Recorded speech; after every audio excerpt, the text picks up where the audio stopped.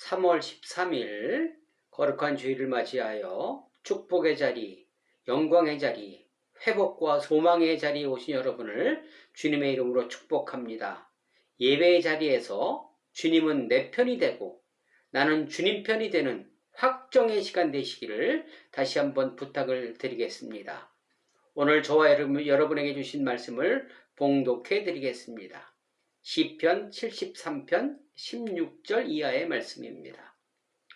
내가 어쩌면 이를 알까 하여 생각한즉 그것이 내게 심한 고통이 되었더니 하나님의 성소에 들어갈 때에야 그들의 종말을 내가 깨달았나이다. 아멘. 사랑하는 성도 여러분, 지난 한 주간 어떠한 삶을 살아내셨습니까? 사물의 이치를 알고 있는지, 충성되고 지혜 있는 종이 되어 때를 따라 양식을 나눠줄 자가 누구냐고 질문하고 계십니다. 이 질문에 여러분은 어떠한 대답을 하실 것입니까? 지난 9일은 대통령 선거일이었습니다. 윤석열 후보가 당선이 되었습니다. 48.6% 대 47.8%라는 근소한 차이로 말입니다. 저는 나름 기도하면서 하나님이 선택한 분이 최소한 5% 이상으로 당선되게 해달라고 기도하였습니다. 제 짧은 소견으로는 그래야 혼란이 덜할 것 같았습니다. 불법 선거 탈용도 없어야 할 것 같아 그렇게 기도하였습니다. 그런데 0.8%의 근소한 차이로 당선되었습니다. 여러분들도 잘 알고 계실 것입니다. 여론도 반반으로 딱 갈렸더라고요. 기뻐하는 사람, 눈물 흘리는 사람, 한 자리 차지한 사람, 밀려나는 사람으로 말입니다. 이런 상황에서 믿는 우리들은 어떻게 해야 할까요? 그 해법에 도전받아 보겠습니다. 로마서 13장 1절 각 사람은 위에 있는 권세들에게 복종하라. 권세는 하나님으로부터 나지 않음이 없나니 모든 권세는 다 하나님께서 정하신 바라. 그러므로 권세를 거스리는 자는 하나님의 명을 거스림이니 거스리는 자들은 심판을 자취하리라. 새 번역으로는 심판을 받게 되리라. 이렇게 해석되어 있습니다. 여러분, 권세는 하나님으로부터 나온다는 말에 순복하셔야 합니다. 그리고 하나님이 세우신 권력을 인정해야 합니다. 만일 불복하면 권세에 불복하는 것은 하나님께 도전하는 것이 되기 때문입니다. 하나님께 도전하는 것은 나 스스로 매를 버는 것입니다. 매를 자청하는 것과 마찬가지입니다. 하나님은 이 세상의 모든 권세를 주관하시는 분입니다. 다로도 세우셨고 고레스도 세우셨습니다. 20대 대통령도 그분이 세우셨습니다. 그러기에 하나님의 권위에 복종하는 것이 저와 여러분이 해야 할 일입니다. 이것이 지혜자의 모습입니다. 제 주위에 있는 분들의 상황을 파악해 보니까 역시나 반으로 딱 걸렸더라고요. 교회 다니시는 분들 역시 예외는 아니었습니다. 아, 정말 위기구나. 참 힘들겠구나. 이런 생각을 해보았습니다. 자칫 나라가 둘로 갈라질 수도 있겠구나 하는 생각이 들었습니다. 이미 영남과 호남으로 갈라져 있는데 이번에도 예외는 아니었습니다. 이 위기를 극복할 수 있는 방법은 먼저 믿은 저와 여러분이 권세를 인정하고 승복할 때 위기를 극복할 수 있을 것입니다. 물론 힘든 일이기도 합니다. 시편 73편의 기자는 상황이 너무나 힘들고 이해할 수 없는 상황에서 한탄을 하고 있습니다. 도저히 지금의 상황이 어떻게 일어났는지 알 수 없었습니다. 그러나 이해할 수 없는 일이지만 하나님의 관점에서 바라보니 순종할 수 있었다고 고백합니다. 영적인 것은 영적으로 풀어야 합니다. 하나님이 하신 일을 인간이 이해할 수 없는 것이기에 힘들지만 하나님의 백성들이 먼저 순종하고 그 권세를 인정할 때, 하나님이 풀어가시도록 맡길 때 하나님이 기뻐하시며 하나님의 계획대로 진행하실 것입니다. 인정하지 않으므로 심판을 자초하는 어리석은 일은 없어야 할 것입니다. 여러분, 다들 많은 분들이 운전을 하고 계시죠. 운전하는 사람들이 해서는 안 될 것 중 하나가 보복 운전입니다. 보복 운전은 죄질이 굉장히 나쁘다고 합니다. 그래서 죄질이 나쁜 만큼 그에 대한 대가도 상당히 큽니다. 보복 운전을 왜 할까요? 보복 운전은 내 기분을 나쁘게 성질나게 했다는 자신의 주관적 생각에 상대방 운전자를 위협하는 행위입니다. 자동차라는 흉기로 말입니다. 보복 운전이 인정되면 불구속 시 벌점이 100점입니다. 그리고 운전면허 정지 100일을 부과한다고 합니다. 그리고 죄질이 더 불량해서 보복 운전으로 구속될 시 면허가 그 자리에서 취소가 되는 아주 무거운 행정 처분을 받는다고 합니다. 어느 개인 택시 운전자가 앞차와의 시비 때문에 한순간의 분노를 참지 못하여 보복 운전을 했다가 그것이 인정되어서 벌점을 100점을 부과받았다고 합니다. 개인 택시니까 운전을 항상 하기에 보유한 벌점이 있었다고 합니다. 그 벌점과 합치니 벌점이 121점이 넘어 면허가 취소되었다고 합니다. 면허 취소는 1년 기준으로 벌점이 121점 이상이면 취소됩니다. 일시적 분노를 참지 못하여 면허가 취소되니 자동적으로 개인 면허가 취소되었습니다. 개인 택시가 순식간에 날아간 것입니다. 큰 재산이 없어진 것입니다. 또한 어떤 사람은 보복 운전으로 정지 100일과 사고남으로 말미암아 벌점 또 위자료 등 합하여 1,000만 원 정도의 비용이 지불되었다고 합니다. 화가 나서 앞뒤 가리지 않고 한 방 날리면 그때는 속이 풀리는 것 같으나 뒷감당이 무섭습니다.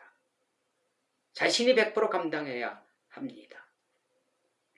일시적 분노 조절 잘 하시고 하나님의 뜻에 순복하여 심판이 아니라 상급받는, 우리는 여러 사람들을 하나로 묶는 저와 여러분 되시기를 부탁을 드리겠습니다.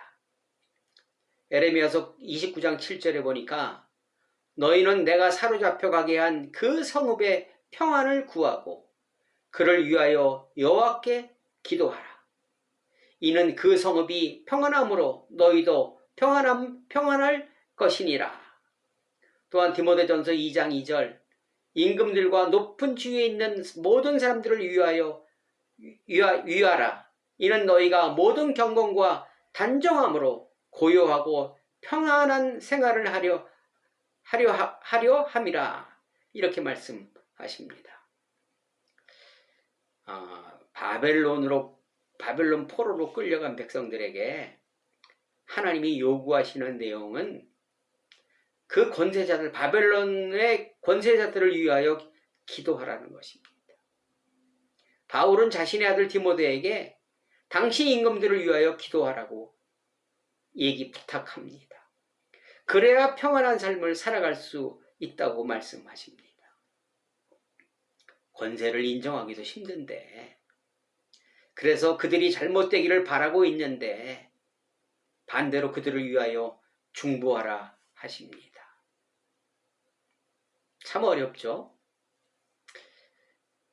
임금이 만일 폭군이라면, 세상 이치를 잘 알지 못하는 사람이라면, 상대방을 인정할 줄 모르는 사람이라면, 그래서 자신의 생각대로 정치한다면 가장 누가 피해를 입을까요? 그것은 서민들입니다. 일반 백성들입니다. 중보해야 할 것은 임금이, 당선자가 자신을 다스릴 분은 하나님이라는 것을, 그 자리에 앉힌 분은 바로 하나님이라는 것을 알 수 있도록 기도해야 합니다. 하나님에 대한 두려움이 있어야 함부로 행동하지 않을 것이기 때문입니다. 여러분, IMF 때 우리 한번 경험하지 않았습니까? 서민들은 힘들어 다 죽어나가는데, 눈물 흘리고 있는데, 부자들은, 돈 있고 권력 있던 자들은 가장 많은 혜택과 더 많은 부를 축적한 사실을 우리는 잘 알고 있습니다. 나라가 혼돈에 빠지면 민초들이 가장 큰 타격을 입는다는 거 꼭 기억하시고, 임금들의 어진 정치를 위하여 반드시 중보해 주시기 바랍니다. 다니엘서 4장 25절에 보니까 왕이 사람에게서 쫓겨나서 들짐승과 함께 살며 소처럼 풀을 먹으며 하늘 이슬에 젖을 것이요 이와 같이 7대를 지낼 것이라. 또한 사도행전 12장 23절 헤롯이 영광을 하나님께 돌리지 아니하므로 주의 사자가 치니 벌레가 벌레에게 먹혀 죽으니라. 이렇게 말씀하십니다.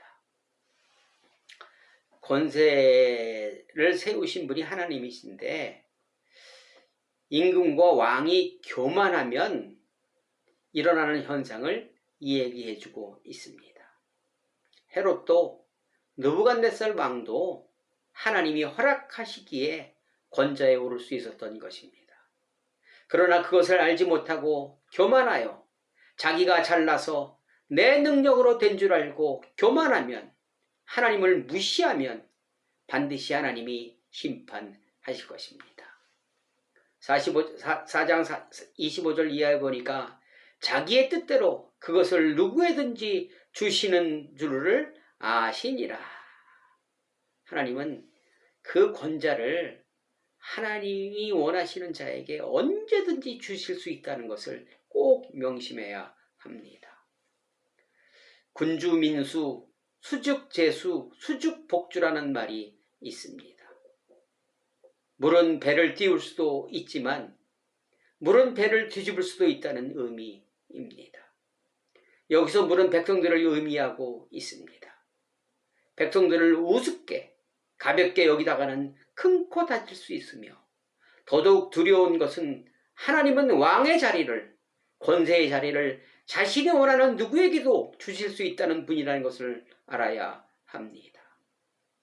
다음 정권에 참여하시는 분들 중에는 하나님을 믿는 분이 계실 것입니다. 역할 확실히 하셔야 할 것입니다. 누가복음 12장 48절 알지 못하고 맞을 일을 행한 종은 적게 맞으리라.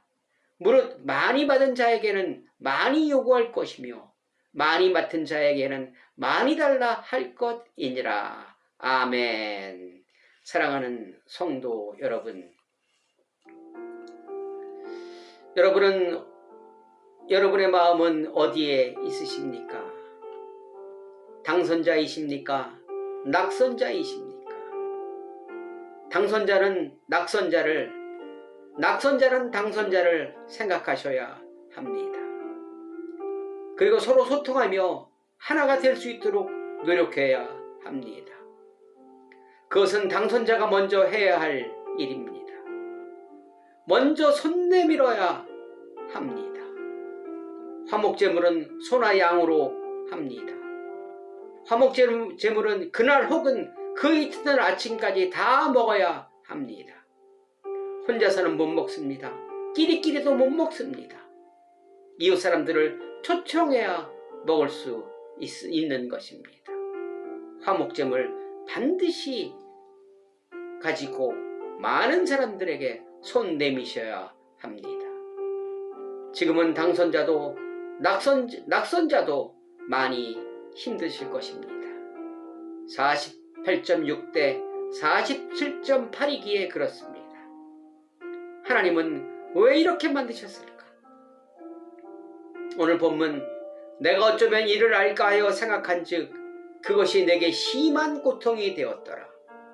하나님의 성소에 들어갈 때에야 그 종말을 내가 깨달았나이다.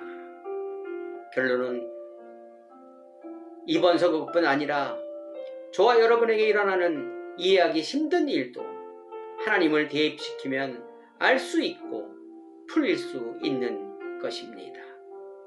코로나도 하나님을 대입시키면 풀 수 있습니다. 먼저 믿은 우리가 말씀에 순종해야 합니다.